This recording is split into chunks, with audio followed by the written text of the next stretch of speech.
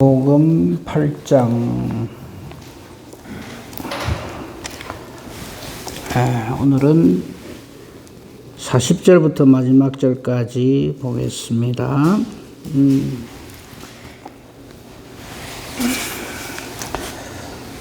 말씀 봉독은요, 우선 44절 봉독하겠습니다. 누가복음 8장 44절, 43절, 44절 보겠습니다.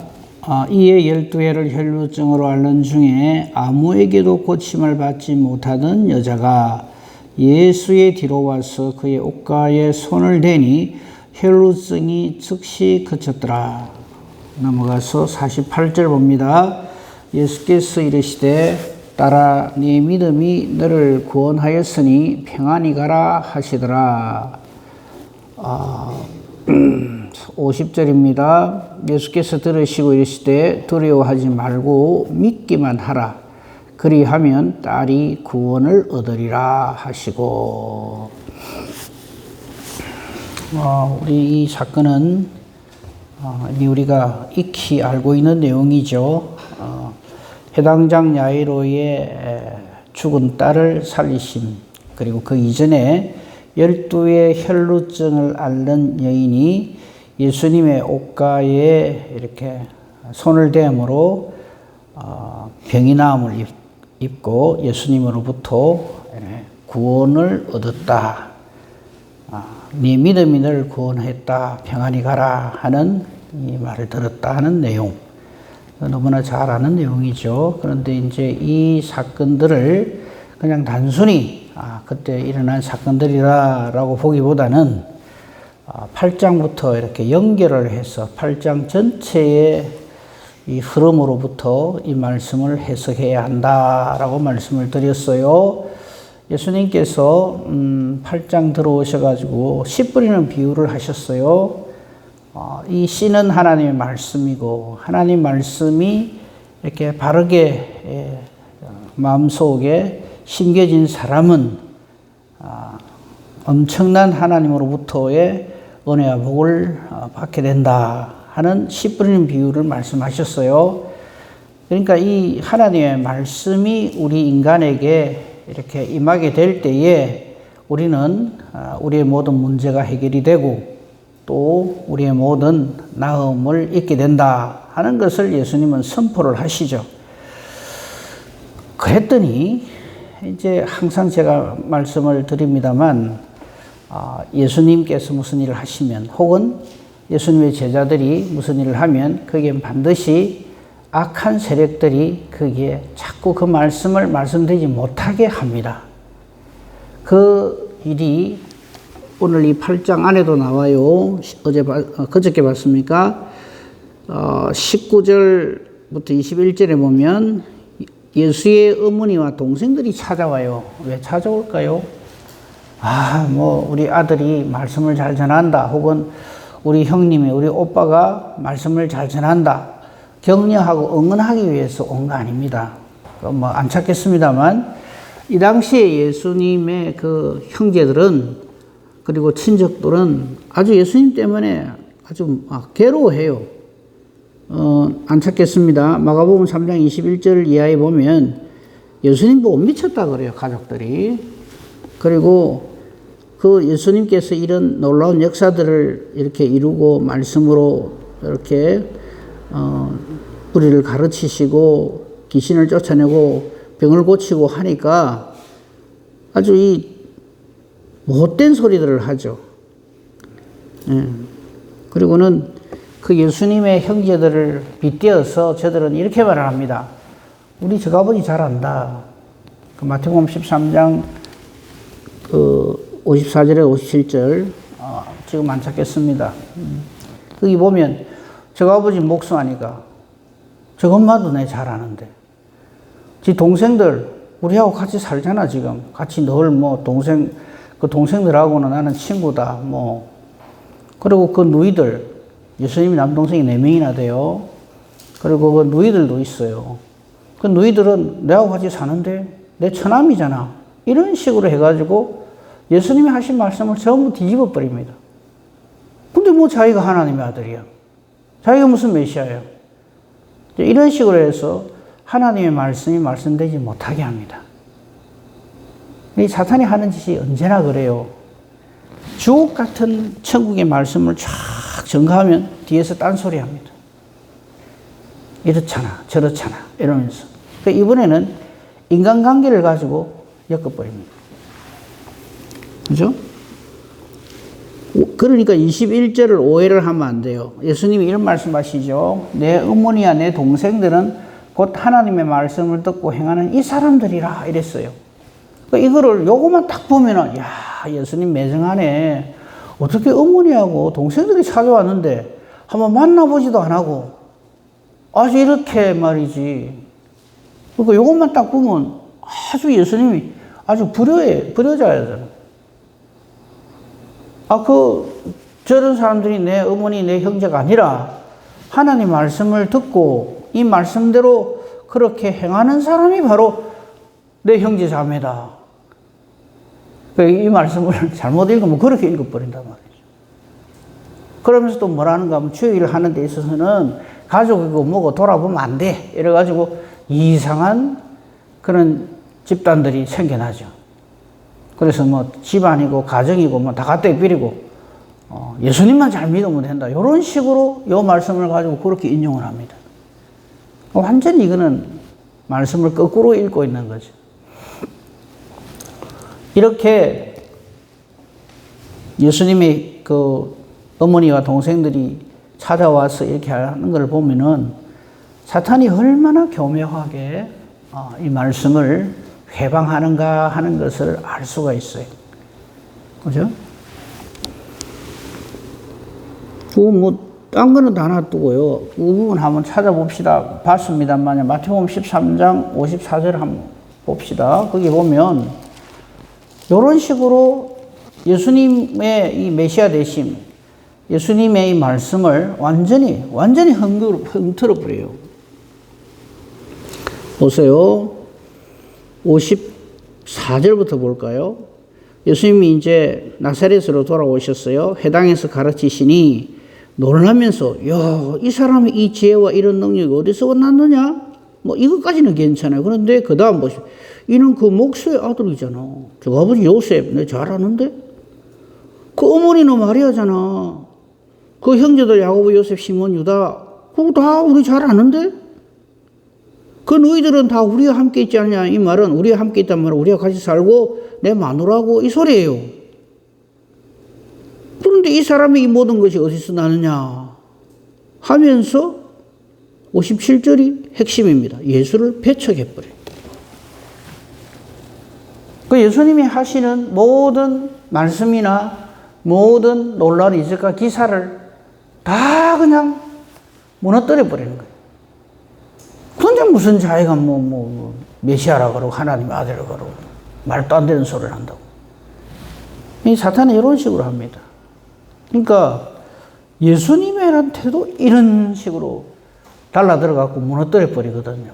그러니까 우리가 어떤 하나님 일을 할 때 나의 헛담을 가지고 내가 이렇게 야무치게 아주 그냥 탁탁탁탁 일을 내가 얼마나 잘하는데 이러면서 하나님 일을 하려고 하면은 좋게 말하면 순진한 거고요. 정확하게 말하면 진짜 사탄이 어떤 존재인지 모르는 사람이에요.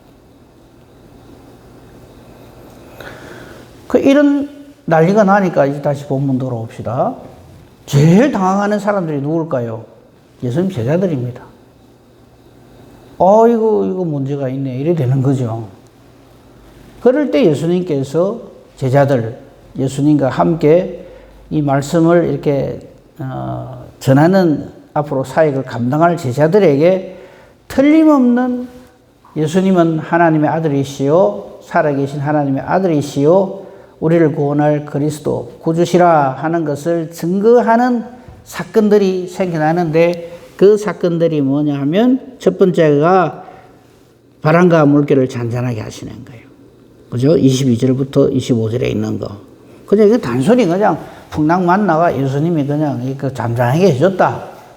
물론 그거 맞죠. 그런데 그게 이런 맥락에서 이 말씀을 연결해서 보아야 한다 이 말이죠. 그 다음에 26절에 보면 귀신 들린 사람을 구하는 거예요. 이 군대 귀신이죠.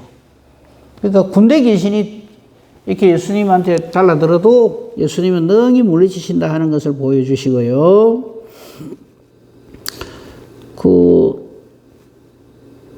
이 귀신 들려 나간 그 군대 귀신 들린 사람이 나음을 입었다 하는 그 사건에서 이게 멈추면 안 되고요.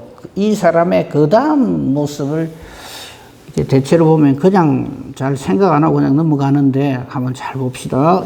거기 38절 보면 귀신 나간 사람이 함께 있기를 예수님께 구합니다. 예수님, 나도 예수님하고 같이 가겠습니다. 그럴 때 예수님께서 동행하지 말고 그를 보냅니다. 그죠? 집으로 돌아가라. 39절. 그러면서 그냥 집으로 가라는 게 아니에요. 하나님이 내게 어떻게 큰일을 행하셨는지를 말해라. 전하라 이거죠. 그러니까 이 사람이 가서 예수께서 자기에게 어떻게 큰일을 행하셨는지를 성내에 전파하는 예수의 증인이 됩니다. 그러니까 늘 말씀을 드립니다만 우리는요, 어떤 병이나 어떤 뭐 귀신이나 이런 거 나함을 입은 그거 끝 이렇게 생각하거든요. 그건 고침 안 받아도 괜찮아요. 그리 아니하실지라도 괜찮아요.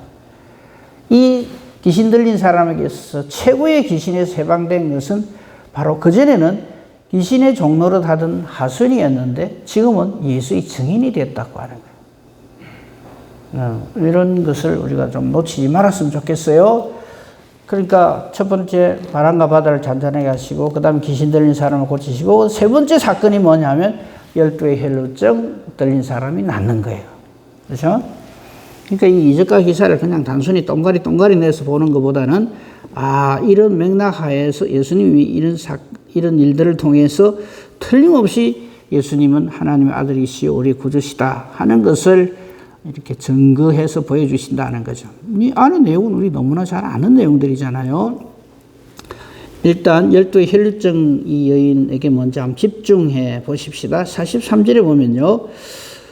12년을 혈루증으로 앓고 있는 여인이 아무에게도 고침을 받지 못했다. 아무에게도 고침을 받지 못하던 여자, 여기 보면 아자 바로 옆에 조그맣게 이 돼 있죠. 그죠? 이런 걸 그냥 넘기지 말고 확인해서 보시면 좋습니다. 이 해놓은 거 밑에, 여러분 주의 성경 그 밑에 보시면요. 이 옆에 뭐라고 되어 있냐면 어떤 사본에는 의사들에게 그 가산을 다 허비하였으되 아무에게도 고침을 받지 못했다. 말하자면 불치병이라는 거죠. 난치병. 안 되는 거죠. 12년 동안이니까 12년 동안 무슨 짓을 했겠어요. 온갖 것을 다 뭐 좋다는 거 다 먹어보고 저는 그래요. TV나 어떤 주변에 있는 분들이 어디에는 뭐가 좋고 어디에는 뭐가 좋고 이래갖고 막 이래 해요. 그럴 수 있죠. 근데 이 세상에 만병통치약은 없어요. 그리고 사람마다 이게 하나님이 주신 체질이 다 다르기 때문에 어떤 사람에게는 잘 듣지만 어떤 사람에게는 잘 안 들어요. 공통점은 딱 하나 있어요. 우리의 모든 죄와 허물로 인해서 우리는 다 하나님 앞에 간다. 그건 공통점이에요. 근데 이것만 하면 이게 최고다. 마치 어떤 약이나 어떤 식물을 하나님처럼 섬기려고 덤벼들면 안 돼요. 네. 어쨌든 이 여인은 고침을 못 받았어요. 이 고침을 못 받는 이게 이 여인에게는 은혜입니다. 만약에 고침을 받았으면 이 여자가 예수님한테 와서 이렇게 할까요? 안 하죠. 그러니까 우리에게 있어서 최고의 어떤 고난, 절망, 이것은 우리가 하나님을, 예수님을 바로 만나는 은혜의 수단이 된다 하는 것을 생각을 해야 됩니다. 그러므로 우리는 자꾸 무슨 일이 생기면 고난만 보거든요. 힘든 것만 봅니다. 그 상황만 자꾸 봐요. 왜 내게 이런 일이 생기나? 누구 때문에 이렇게 됐나? 내가 어떻게 하면 이걸 피할 수 있을까? 이것만 생각하거든요. 근데 그것이 이 12의 혈루증이 여인의 사건을 통해서 깨달아 알 수 있는 것이 누구든지 모든 수고와 무거운 짐을 예수님께로 가져오라 하는 의미죠. 그죠? 수고하고 무거운 짐진 자들아 다 내게로 오라.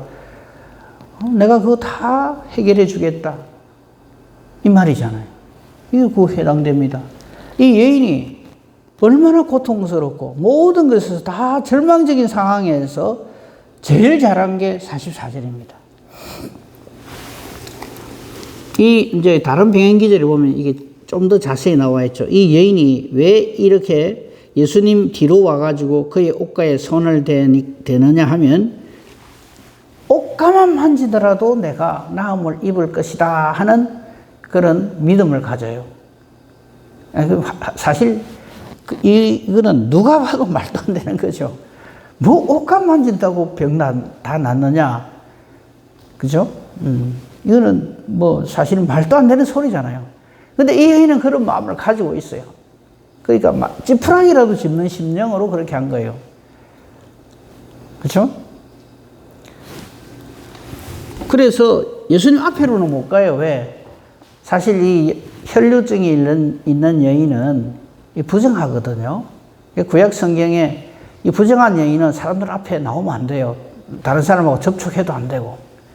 그렇기 때문에 감히 앞에 나서서 이 해당장 야이로처럼, 해당장 야이로는 아주 당당하게 예수님 돌아오시자마자 탁, 이 바로 만나잖아요. 41절에 보면 해당장 야이로가 예수님 발 아래 가서 탁 엎드립니다. 이것도 못하는 거예요, 이 여인은. 그러니까 해당장 야이로하고 이 여인하고 탁 대비를 해보세요. 이 해당장은 그 지역의, 그죠? 최고 어른입니다. 그리고 신분도 높고 재산도 있을 것이고 다른 사람들이 전부 이 해당장 야이로 앞에 이렇게 그 존경을 표하고 이래 할 거 아닙니까? 인정도 받고. 반면에 이 12의 혈류증은 이름도 없어요. 이름도 우리 몰라요. 그죠? 그러니까 극과 극이죠. 한 사람은 남자에다가 해당장에다가 부자고, 한 사람은 여자에다가 혈류증 이 부정한 여인이고 가난하고 가산을 다 허비했다 했으니까. 그러니까 이건 뭘 의미하냐면 예수님 앞에는 그런 거 아무 문제 없다 이 말이죠. 우리는 자꾸만 예수님 앞에 나올 때 우리 조건을 자꾸 얘기해요. 내가 좀 이래야 될 긴데, 내가 좀 저래야 될 긴데. 아니요. 그 아무 상관없습니다. 최악이라도, 아니 최악일수록 우리는 더 하나님 앞에, 주님 앞에 나와야 되는 거죠. 아무튼 이 여인은 그 다른 병행 기절에 의하면 내가 이 옷가에 만지기만 해도 나음을 입기를 원한다 이랬어요. 근데 한 가지 재밌는 건 예수님 지금 이제 이렇게 가는데 여인이 와서 살짝 만졌잖아요. 아무도 모르죠. 근데 예수님은 아신다고 그랬잖아요. 그렇죠? 44절 혈루증이 즉시 그쳤다 그랬어요. 그럴 때 예수님께서 탁 멈추시고 내한테 손댄 사람 누구냐 이래요. 그 베드로가 이 말하죠. 이 베드로 말이 사실은 우리가 볼 때는 이게 맞는 말이죠. 아이고 예수님 지금 사람이 이래 많아가지고. 자 이때요 예수님 옷가 만진 사람이 한둘이겠어요? 옷가가 문제겠어요. 막 밀고 땡기고 막 접촉도 하고 난리가 났을 거 아닙니까? 근데 예수님은 탁 아신단 말이죠. 그러니까 우리 이거 알아야 됩니다. 내가 주님 앞에 이렇게 저렇게 잘 보여야 예수님이 아 그래 하고 알아보신다. 아니요. 우리 찬송에도 있잖아요. 우리 작은 신음에도 응답하신다. 아무도 몰라요. 이 말씀이 그렇잖아요. 정말 아무도 몰라요. 근데 우리 주님은 아십니다. 그러니까 걱정하지 마시고요. 내가 기도를 잘해갖고 예수님이 아이고 니 참 기도 잘하네. 헌금을 많이 해갖고 아이고 니 헌금 많이 했네. 그런 식으로 예수님이 나를 알아봐 주실 거다. 이렇게 생각하기가 쉬운데 그렇지 않습니다. 아무도 몰라도 혼자 얼마나 끙끙 앓겠어요. 그리고 그 두렵고 떨리는 손으로 옷가를 만질 때 그 마음이 누가 보더라도 참 말도 안 되는 소리 하네. 그 옷가 만진다고 무슨 병이 나. 아마 이 말을 들은 사람들은 다 비웃었을 것입니다. 그렇죠? 근데 예수님은 절대 실수하지 않으십니다. 실패하지 않으시고요. 넘어가지 않습니다. 딱 인정을 하시는 거죠. 베드로가 말을 합니다. 주여 무리가 밀려들어 미나이다. 뭐 예수님 옷가가 아예 뭡니까? 이게 완전히 막 밀어붙이고 난리가 났는데 훗나 예수님은 말씀하시죠. 근데 40절이 참 중요한 것이요. 아 그래 알겠다 하고 그냥 가실 수도 있어요. 그런데 딱 끄집어냅니다. 아니다. 내게 손을 댄 자가 있다. 그러면서 그 사람에게 내 능력이 나갔다. 이래요. 이 여인이 떨면서 나와 엎드립니다. 아마 이때도 이 여인은 내 병이 나았다 이거보다도 예수님이 나를 만나주시는구나. 알아주시는구나. 이거죠. 이게 믿음입니다.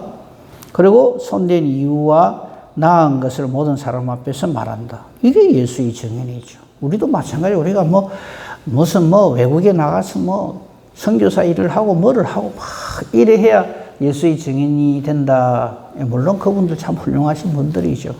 그러나 우리도 얼마든지 내 삶 속에서 내 조그마한 일상 속에서도 예수를 증거할 수가 있습니다. 그죠? 이 사건이 바로 그거죠. 아무도 모릅니다. 그러나 하나님은 아십니다. 명심합시다. 아무도 몰라요. 그거 또 막 알려주려고 막 알게 하려고 애 안 써도 돼요. 그러나 하나님은 아십니다. 하나님이 아시는 게 그게 우리의 신앙의 이유가 되어야 되는 거죠. 그러니까 44절 이게 문제가 아니에요. 48절이 이 여인이 받은 진짜 회개 복입니다. 따라 내 믿음이 너를 구원했다. 평안히 가라. 그렇죠? 예수님이 인정하시는 믿음을 우리 소유해야 합니다. 그렇죠? 아무도 이 여인의 이 문제를 해결 못합니다. 아무도 못합니다. 그러나 주님은 다 하십니다. 이걸 보여주시는 거예요, 우리에게. 그리고 이제 해당장 야이로 딸도 마찬가지죠. 이제 이걸 지체하다 보니까 애가 죽어버렸어요. 거기 49절이죠. 해당장 집에서 사람이 와가지고 해당장 야이로에게 당신 딸이 죽었다고. 이제 선생님 더 괴롭게 하지 마세요. 맞죠? 이걸 사람들은 과학이라 합니다. 죽었는데 언제 그러면 이제 원망불평 예수님이나 혹은 이 12 혈류증 여인에게 쏟아지겠죠. 저 시간을 지체하는 바람에 지금 사람이 지금 딸이 죽고 가는데 빨리 가셔서 해야지. 그래, 우리 여기서 또 한 가지 알 것은 예수님에게는 시간이 아무 의미가 없습니다. 그 똑같은 사건 있잖아요. 나사로. 죽은 지 나흘이 돼도 괜찮아요. 그죠? 근데 우리는 자꾸 우리 수준에서 모든 일을 해결하려고 들거든요. 끝났다, 이제. 상황 끝. 이제 누가 와도 안 돼. 자꾸 이런 식으로 하거든요. 그게 믿음 없는 소리인 줄 몰라요. 자, 예수님은 이렇게 말씀하십니다. 자, 예수님이 말을 들었어요. 50절에. 들으시고 이러실 때 두려워하지 말고 믿기만 하라. 그리하면 딸이 구원을 얻으리라. 사람들이 전부 비웃었겠죠. 아니나 다를까 52절에 보면 이제 애 죽었다고 모든 사람이 아이를 위하여 울고 통곡을 하고 예수님 말씀하십니다. 울지 마라. 죽은 것이 아니라 잔다 하니까 어쩝니까? 비웃어요. 53절에. 아이고 죽었는데 무슨 의사도 와가 죽었다 했는데 다 비웃어요. 그 예수님 하시는 일에 우리는 이런 생각을 하기 쉽죠. 뭐든지 사람들은 다 예수님 앞에 열광을 했다. 천만에요. 가는 데마다 이렇게 사사건건 트집을 잡는 사람들이 있어요. 그러니까 우리도 주의를 하면서 아니 내가 이래 주의를 잘하는데 저 사람은 왜 나한테 이렇게 시비를 걸어? 아 이런 식으로 하면 나 안 해. 그걸 사탄이 원하는 거라는 거예요. 그걸 알고 우리가 사탄의 전술 전략을 딱 알고 주의를 해야지. 안 그러면요 누가 무슨 기분 나쁜 일 조금만 얘기하면은 막 그냥 틀어져 가지고 내가 이런 말 들어가면서까지 해야 되나 이러면서 참 우리가 어리석죠. 그렇죠? 그런 줄 알고 주의를 해야 됩니다. 요거 뭘 생각하고 요거 안 하다 보면 그 하나님 일인가 다시 점검을 해봐야 돼요. 54절 예수께서 아이 손을 잡고 불러 아이야 일어나라. 이거는 이제 소생이라 그래요.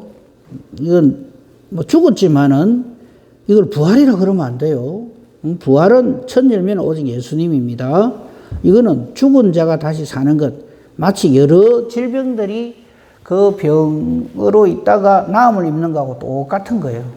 그죠? 우리가 죽는다는 거는 우리한테 이거는 끝났다는 거지 하나님 앞에는 그거 아무것도 아닙니다. 그죠? 부활이요 생명이시기 때문에. 그러니까 55절 그 영이 돌아와서 아이가 일어납니다. 왜냐하면 모든 영의 주인이 주님이시기 때문에 그 말씀에 순종해서 아이가 일어납니다. 먹을 거 주라. 근데 한 가지 또 알아야 됩니다. 그래서 이 아이가 지금도 살아있느냐 아닙니다. 그 뒤에 무슨 그게 의해서든지 간에 하나님 또 불러가셨죠. 그죠? 그래서 이걸 소생이라고 불러야지 이걸 부활이라고 부르면 안 됩니다. 그 부모가 놀라요. 그러나 우리 주님께서는 이렇게 경고하십니다. 이 일을 아무에게도 말하지 말라. 왜 이러실까요? 이 소식이 전해지면요 시체 다 들고 옵니다. 죽은 사람 다 메고 와요. 야도 살려주세요. 이 사람도 살려주세요. 그러면 예수님의 십자가 사역, 복음 전거의 사역이 이게 안 되죠. 브레이크가 걸리는 거죠. 그죠? 오병이의 기적도 마찬가지요. 그거 사건 일으키니까 얼마나 많은 사람들이 예수님만 찾아옵니까? 뭐 하라고? 왕하라고. 이 사람만 있으면 우리 안 굶어 죽는다 이거죠. 예. 그러니까 이 본질, 십자가를 향하여 가는 이 예수님의 이 걸음에 사탄은 별별 그걸 다 들고 넘어뜨리려고 합니다. 그러나 이 모든 것을 더 끈히 이겨내시고 승리하시고 우리를 위해 십자가를 향해 뚜벅뚜벅 가시는 우리 주님을 오늘 말씀을 통해서도 깨달아 알 수가 있습니다. 이 은혜와 복으로 충만한 저와 여러분이기를 우리 주님의 이름으로 축복하며 축원합니다. 아멘. 감사합니다, 하나님. 이 아침에도 저희들을 하나님 앞에 불러주시고 말씀으로 예배로 기도로 이 주의 날을 시작하게 해주시니 감사합니다. 오늘 특별히 주의 날 우리 주님의 부활을 감사하며 하나님께 영광 돌리는 이 날 종일토록 우리와 함께 하시고 이 우리 모든 하나님이 사랑하시는 우리 모든 주의 종들이 주님 앞에 나와 예배하게 하시고 예배를 통하여 하나님께 영광 돌리게 하시고 우리에게는 하나님으로부터 내리는 은혜를 받는 귀한 이 날이 되게 하여 주시옵소서. 우리 오늘 이 아침에도 하나님 앞에 기도합니다. 우리의 기도하는 것이 내 생각을 말하고 내 계획을 말하고 이래 주세요 저래 주세요가 아니라 하나님의 뜻을 찾고 하나님의 뜻대로 살기를 원하는 우리의 기도가 되게 하시고 우리의 기도가 하나님의 뜻과 같아서 기도하는 대로 주께서 응답해 주시는 능력 있는 의인의 간구가 되게 하여 주시옵소서. 집안에 문제로 인하여서 조상이 나서 교회를 비운 우리 목사님에게도 하나님 함께 하시고 이를 계기로 해서 그 모든 유족들이 예수를 믿게 되는 귀한 은혜를 또한 허락하여 주시옵소서. 오늘의 모든 범사 대소사를 오직 주님 손에 부탁합니다. 감사하며 우리 주 예수 그리스도 이름으로 기도합니다. 아멘. 하늘에